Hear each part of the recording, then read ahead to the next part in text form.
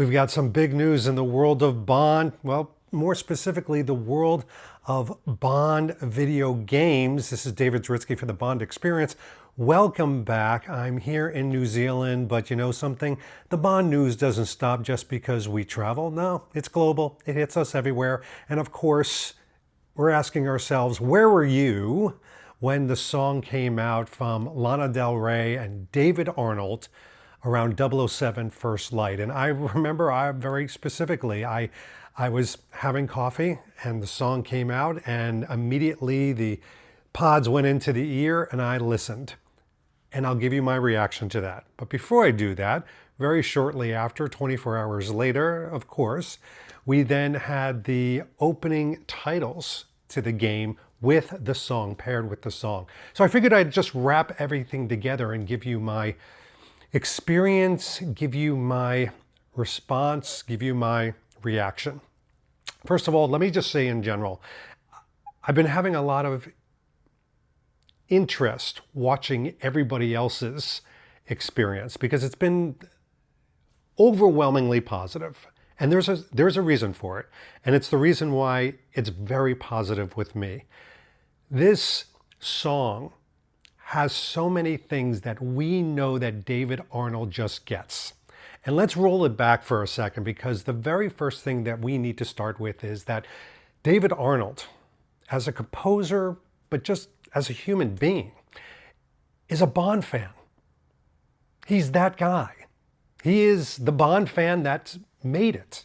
You know, we talk about this, Bond fans who take their fandom and their passion, and, he did it with Shaken Not Stirred, his album, and he became a composer for Bond films. He did it.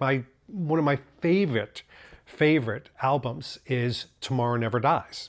My soundtrack of choice when I'm driving or doing something, or when I think of James Bond. And that was done by David Arnold.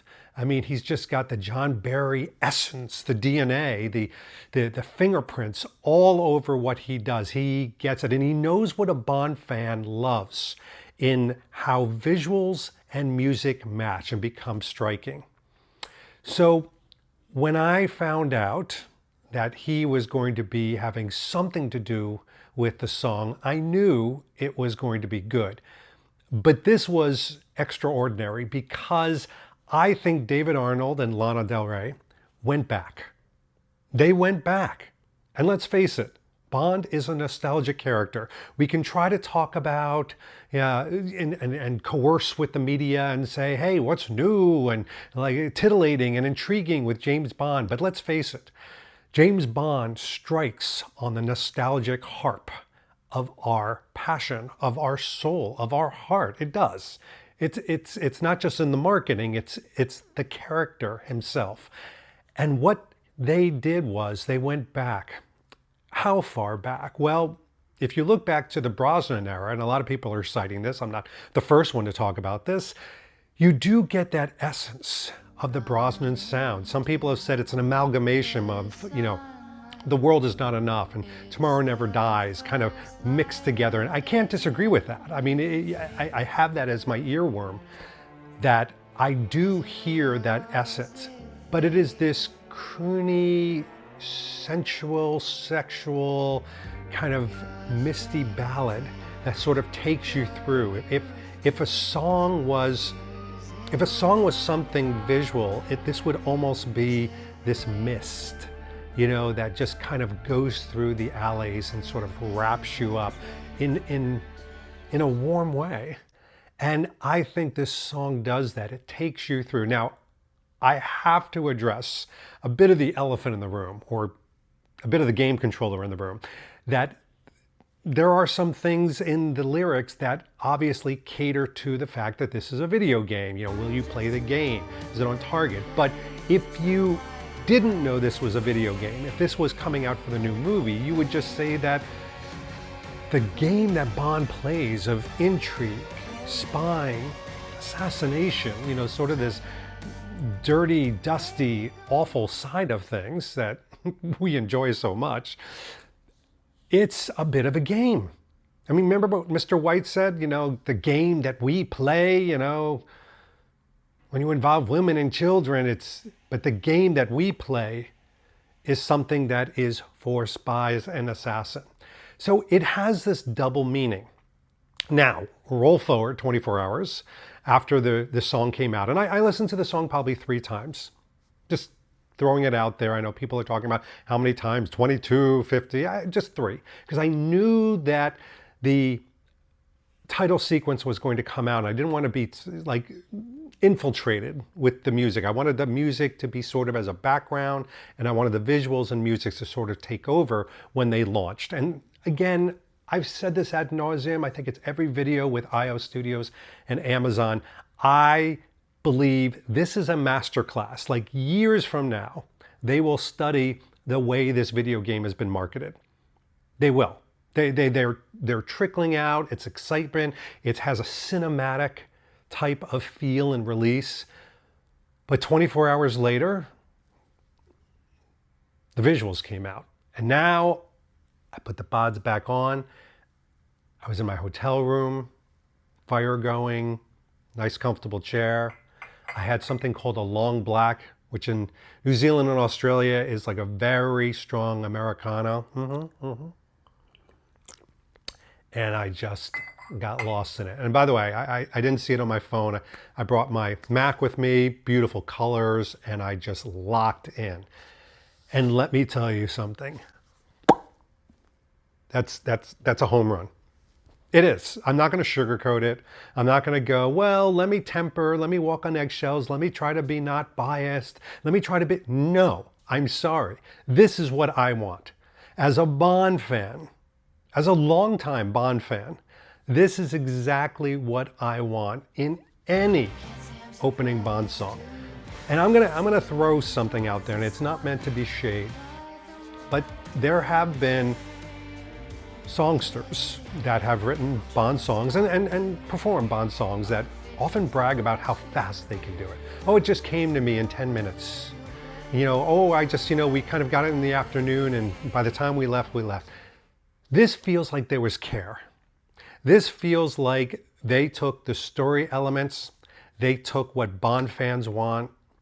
It feels like a David Arnold production. It has that sense of, this is what people are going to react to. I know how they feel because I am that person. I mean, that is David Arnold's approach in how he's created these emotional connections through sound. And then tying it to the visuals that IO Studios has put together, chef kiss. It feels like a Bond opening.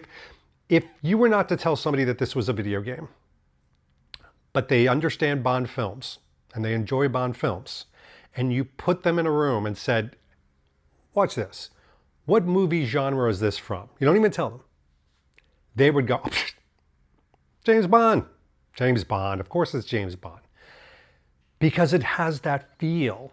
And it's not just visual. It's how it feels here. And I know I'm talking very granola and crunchy and almost metaphysical, but it's true.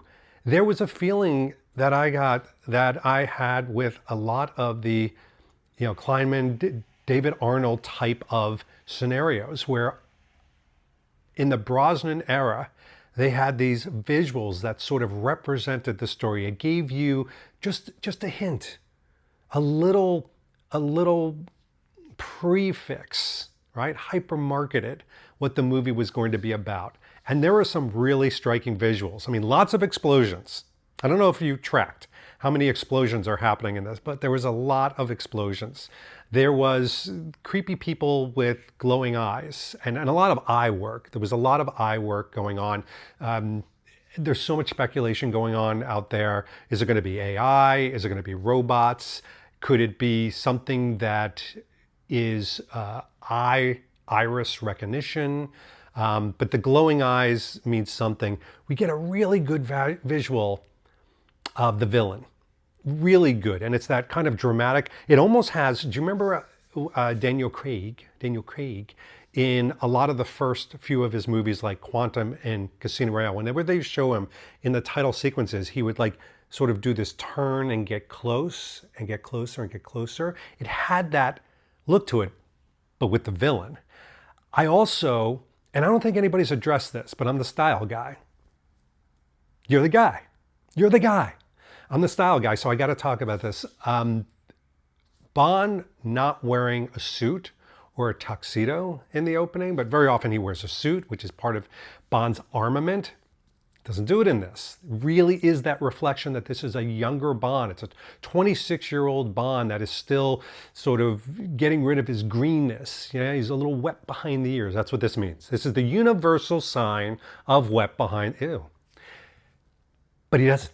He's got that tactical outfit that everybody's drawn to. It's very, kill or be killed outfit. When somebody wears an outfit like that, which I did. I wore an outfit very similar to this to New York maybe 6-7 months ago. And the comments I received on my post was, who are you going to go assassinate, David? Because it was like a black turtleneck with a black Alvaro Oliver Brown jacket, and I think it was dark gray puppy tooth pants and black shoes. Yeah, maybe, all right, maybe it looked like I was on a mission, but he looks like he's a man on a mission. He looks like he's earning his experience around missions. And there's a duality to the shadows. You see some split images and duality that's happening there that I think is very intriguing. But what this does was it took the Lana Del Rey song, which I liked. And you know how I know I like it? Come here. I've been whistling it. I don't even know what Danielle knows, but as we've been going around New Zealand hiking and stuff like that, I've been whistling 2 songs. I've been whistling the Shire song from Lord of the Rings, or I've been whistling the Lana Del Rey song. That's how I know that I like it. So it's all coming together for me. And listen, if I haven't said this 10 times, you'll have to excuse me, but I'm a Bond fan. So I get excited about these things. I mean, here I am, I'm, not in my studio, but I couldn't wait. I had to post something out there. This is so exciting that we have this year. We're lucky. I know this game has been delayed, and I know that it's had some, but they're getting it right. When they talk about getting Bond right in the movie and paying forward and doffing a hat to the legacy, this is what they mean, getting it right. And this opening song, the titles, they got it right. Now we need to make sure and we need to evaluate, did they get everything else right? Let's hope so. I have a good feeling about it. And I have a feeling that we're going to see a lot of marketing engine moving forward. And listen, the Bond experience will be here for it. We want to cover it. We're excited. Talk to me below in the comments. How do you feel about this? Are you excited? Do you love the song? Do you like the song? Maybe you can't stand the song. I'll take it all. Listen, opinions, that's what makes everything so special. All right? In this world of Bond fandom, we don't want one opinion. We want all opinions. Give it below. In the meantime, this has been David Zaritsky for the Bond Experience. We'll see you all real soon. Take care.